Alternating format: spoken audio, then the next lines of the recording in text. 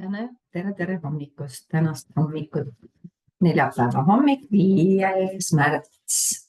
Otsustasin, et tulen loen ära, kuna ma olen hommikust peale juba sellises värskes kevade energias, et ma tulin just kõndimast, kõndisin 2 tundi ja võtsin otsuse vastu, et hakkan igal hommikul nagu silmad lahti teen, hakkan kõndimas käima. Muidu käisin päeva peale.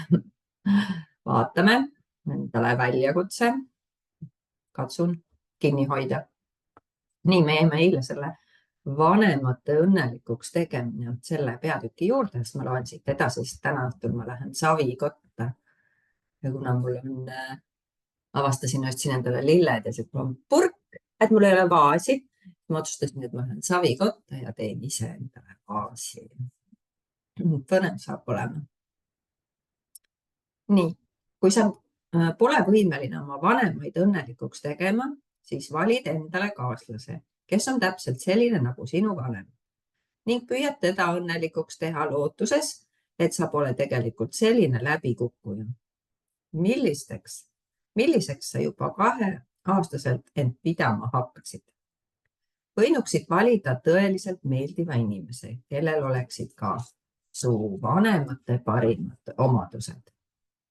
Seega pole asi vanemate süüdistamises, kui miski su elus ei toimi, sest kui su vanematel on toimiv suhe, siis valid sa kellegi, kelles peegelduvad nende parimad, mitte halvimad osad. Ainult siis, kui sul on tunne, nagu ei saaks sa ühelt vanemalt piisavalt armastust. Valid sa alati kellegi, kes teda meenutab, et võiksid seeläbi teie suhte tervendada.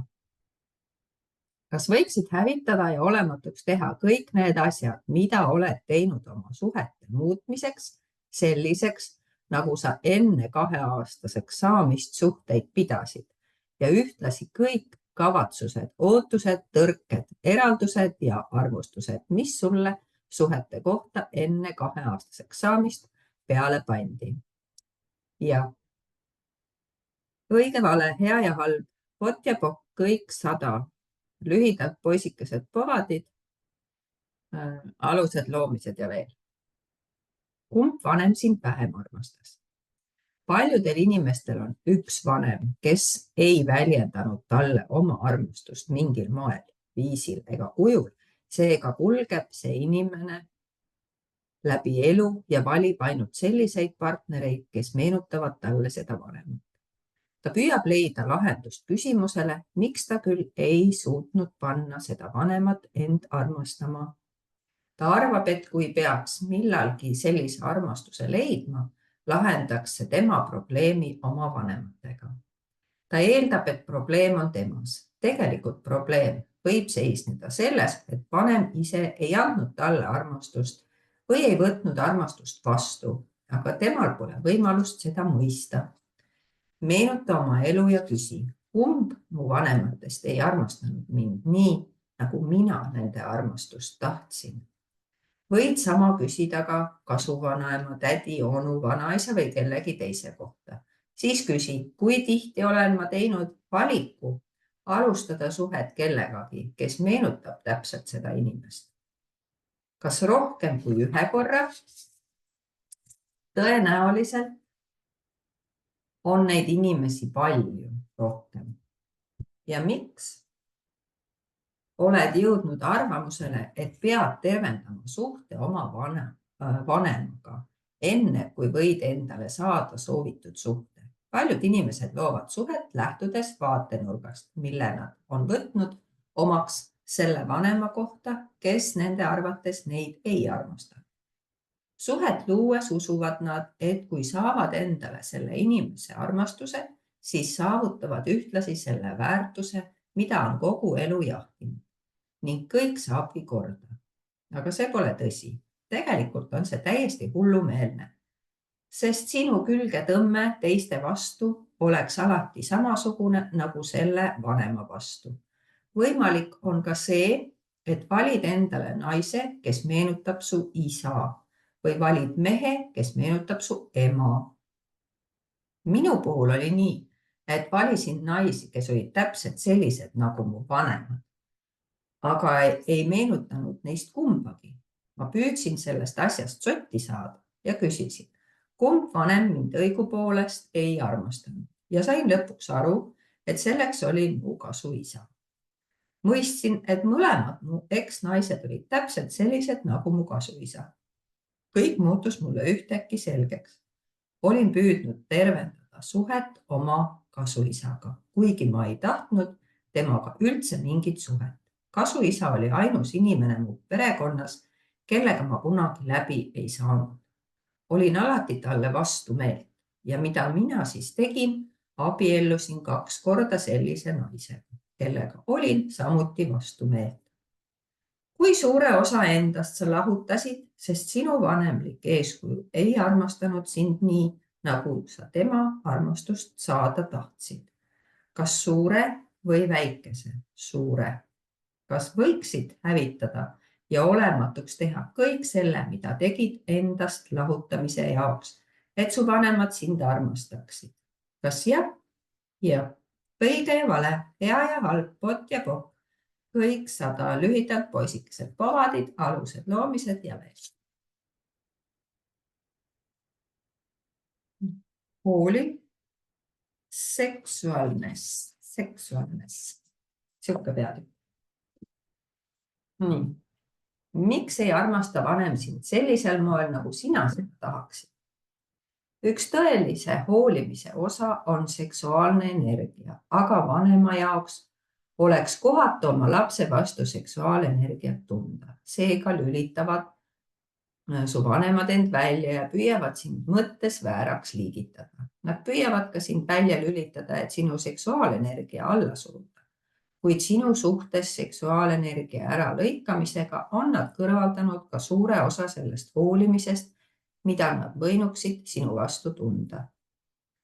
Seksuaalnes on elamise energia. Seda sa looduses tunnedki. See on tervendav, hooliv, toetav, loov, avardav ja närvikõdi tekitav energia, mis peegeldab elu loomulikku väärtust. See on midagi läbinisti rõõmuküllast. Sa sünnid siia maailma seksuaalse olendina ja jääd selleks kuni umbes 8-aastaseks saamisel. Siis hakkab kõik muutuma, sest teiste inimeste arvustuste tulv kustutab tasapisi selle seksuaalnessi, mis on osa sinu olemusest. Kui hakkad uskuma ideed, et seksuaalnes on midagi halba, siis eemaldadki selle energia ja hakkad end määratlema piiratud seksuaalsuse järgi. Selle asemel, et võtta omaks endale loomupärane seksuaalnes avarus. Kui tahad, et su keha oleks elav ja jõuline, pead kehasse laskma ka seksuaalenergia.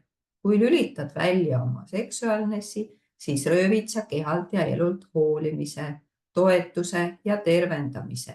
Sinu keha väärastub ja sureb ning sinu seksuaalne teadlikkus muutub seksikuseks, mis seisneb eelkõige arvustamises. Lõpuks asendadki sa oma seksuaalse teadlikkuse enda arvustamisega iseenda poolt.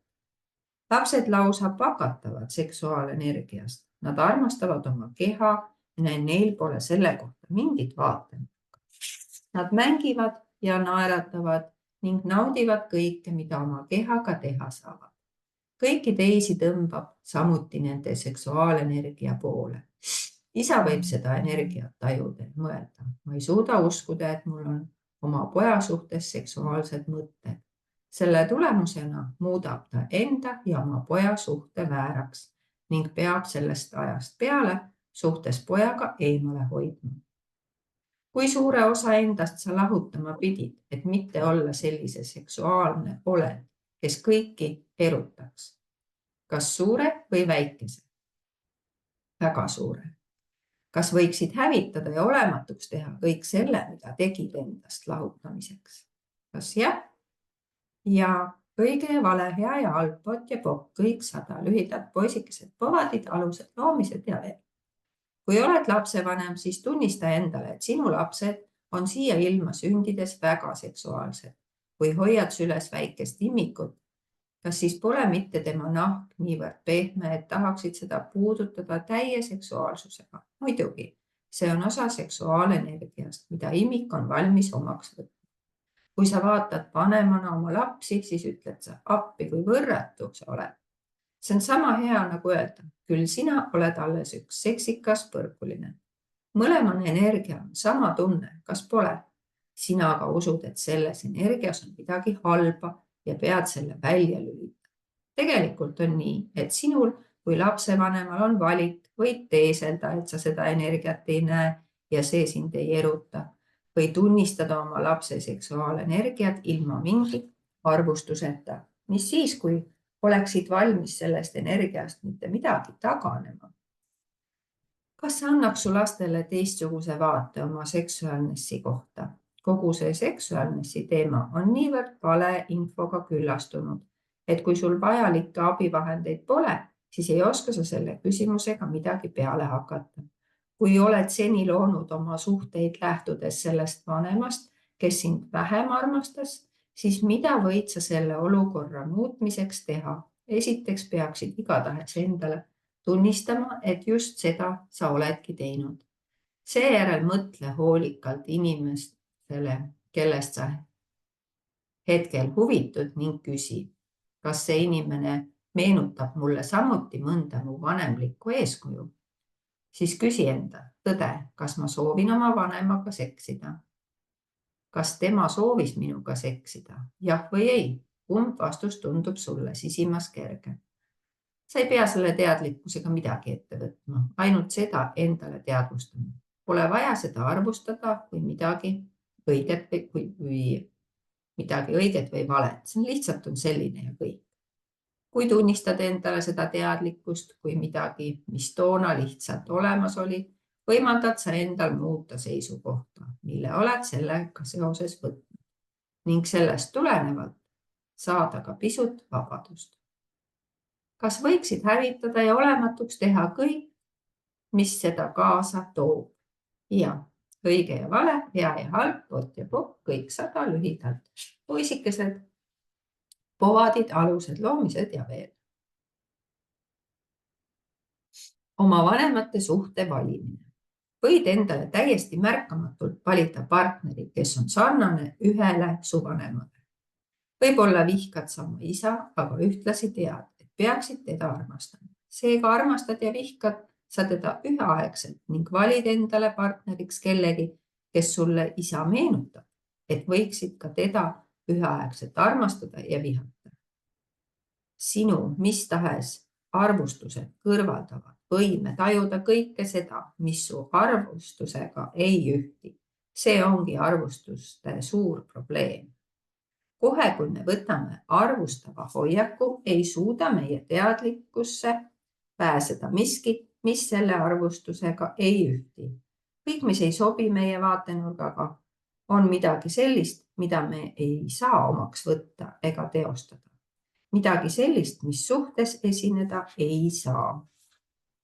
Kui sa arvustad ja määratled kedagi, kui täpselt nagu ema, isa moodi, siis ei näe sa tema juures midagi sellist, mis selle vaatenurgaga ei sobi. See võib tunduda uskumatuna, aga just nii asi toimibki. Ma ei suudaks unenäoski ette kujutada, kui suur on meis peituv vägi ja võimekus kõrvaldada kõik see, mis oleks meie jaoks toetav, hinnaline ja imeline. Me takistame iseendil vastu võtmast neid arvustusi, mida oleme loonud. Kui tunnistad endale, et oled suhtes oma kaaslase valikul lähtunud sellest, et sul oli oma vanemaga mingi probleem, mida lahendada üritad, siis võid küsida, kellega ma tegelikult koos elan. Pärast selle küsimuse esitamist hakkad sa oma partnerit nägema selle inimesena, kes ta päriselt on. Oma vanemate muutumine. Oma vanemateks muutumine. Kui sa oma vanematele mõtled, kas arvad siis, ma peaksin endale suhte looma, sest suhe on hea asi? Või arvad sa hoopis, pole ka ime, et ma endale suhet ei tahtnud ja mina arvasin, et minuga on midagi valesti. Sinu emotsionaalne vaatenurk selle kohta, mida tähendab suhtesse astumine, põhinebki sellel, mida nägid oma vanemate juures ning sellel, kas nad suutsid üksteist emotsionaalselt rahuldada.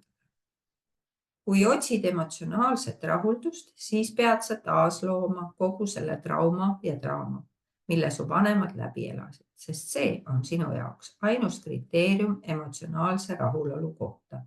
Seega sobiks sinu ellu ainult selline inimene, kes oleks täpselt sinu vanemate moodi. See aga tähendab, et pead ka ise oma vanemate sarnaseks muutuma. Kui oled ise lapsevanem, on sul väga raske mitte oma vanemaks muutuda, sest muud näidet sul ju vanemaks olemise kohta pole.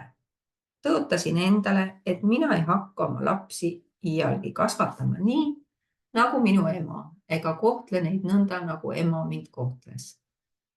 Kuid ükskord ärkasin ma kell 2 öösel, sest mu vanem poeg oli sõpradega elutoas ja kõik naersid paljud. Marssisin tuppa ja ütlesin, nii, noormees, kas sa taipad, et ma pean kell 6 hommikul tööl olema? Käitud praegu täiesti vastutustundetult ja jäin poole lause pealt vait, sest olin äkitselt teadlik sellest, et muutusin sisuliselt oma emaks. Jätkasin lauset. Ja mu ema ütles minule täpselt sama ning ma ei teinud temast samuti välja. Head ööd. Perekond tähendabki lühidalt per, see kukkunud ja eeskätt, ka kõigi, ootusi, nullivat, dogmat, perekond. Sõna perekond, persse kukkunud ja eeskätt kõigi ootusi nulliv dogma. Valid oma vanemad ise. Kes su keha lõi? Kas sina või su vanem? Tegelikult on nii, et sa ise viisid oma vanemad kokku täpselt õigel hetkel, et endale oma keha luua. Tean omast kogemusest, et see on tõsi. Mul oli keset seksimist tunne, nagu ärkasin äkitselt üles ning ma ejakuleerisin peaaegu vahetult pärast ärkamist. Mul pole sarnast kogemust olnud mitte kunagi, välja arvatud neil 2 korral, mil tulemuseks oli rasedus. Olime naisega sõna otseses mõttes seksiga ametis, kui ma ühtäkki ärkasin. Me mõlemad sisuliselt magasime ja järgmisel hetkel oli meil laps olemas. Seda olendid teevadki. Nad ütlevad hästi, kui nemad 2 kohe praegu voodisse hüppavad, siis saan ma endale luua sellise keha, nagu tahan. Seega loovad kõik olendid endale soovitud keha ja ütlevad hiljem vanematele. Ma ei suuda uskuda, et mulle sellise jubeda keha tegite. Sina istusid ju väljaspool ennast ja ootasid täpselt õiget hetke, et endale oma keha saada. Nii et kui sa sellega rahul pole, siis võid ainult ennast süüdistada. Sina kui olend teadsid juba enne oma kehasse sisenemist ette, milliseks kujunevad su esimesed 10 eluaastat. Tead, mis aset leiab ning oled selleks valmis. Valid endale vanemad, keda võid ühel või teisel moel kontrollida ning kes ei taha sinult iialgi, et hakkaksid kellekski enamaks, kui ise oled otsustanud. Ühel hetkel aga hakkab sul igav ja sa nõuad oma vanematelt. Miks te ei taha, et minust saaks midagi enamat? Nad ei saaks seda tahta. Valisid nad just sellepärast, et nad ei nõuaks sinult iial, et hakkaksid millekski enamaks. Siis aga käitud sa nii, nagu sa ei saakski millekski enamaks muutuda, sest sul pole vanemate luba, toetust või heakskiitu. Kes oleksid sa siis, kui oleksid sina ise? Kui suure osa oma elust oled sa püüdnud end teha oma vanemate lapseks, selle asemel, et ise ennast luua? Kas suure, väikese või maailmatuma suure osa? Kas võiksid selle kõik hävitada ja olematuks teha? Ja, õige ja vale, hea ja halb, pot ja pukk. Kõik 100 lühidalt poisikesed pubadid, alused loomised ja veel. Kui sa poleks oma vanemate laps, siis kes, mis, millal, kus ja miks sa oleksid? Kas taipad, kui palju sa piirad oma vanemate vaatenurkade alusel oma valikuid seoses sellega, kuidas ja kus elada ning mida teha. Sa teed oma valikud kas nende jaoks või nende vastu. Kas võiksid selle kõik hävitada ja olematuks teha? Ja õige, vale, hea ja halb, pot ja pokk, kõik 100, lühidalt poisikesed, poodid, alused, loomised ja veel. Kas võiksid tunnistada, et sa pole oma vanemate laps ning valisid nad välja vaid selleks, et nende geneetiline materjal oli sinu jaoks sobiv? See on ainus põhjus, miks nad sulle huvi pakkusid ning neist lahutamine on täiesti mõistlik, välja arvatud siis, kui nad sulle tegelikult meeldivad või sul on võimalus neilt raha pärida, sest sel juhul võiksid sa vanemad siiski alles hoida. Vot nii, selline lugu oli siis. Ja siin ma jätan katki, sest nüüd tuleb 23. peatükk, kontrolli alt väljunud lapsed. No see saab ka põnev peatükk olema. Aga tänaseks ilusat päeva teile ja kohtume homme.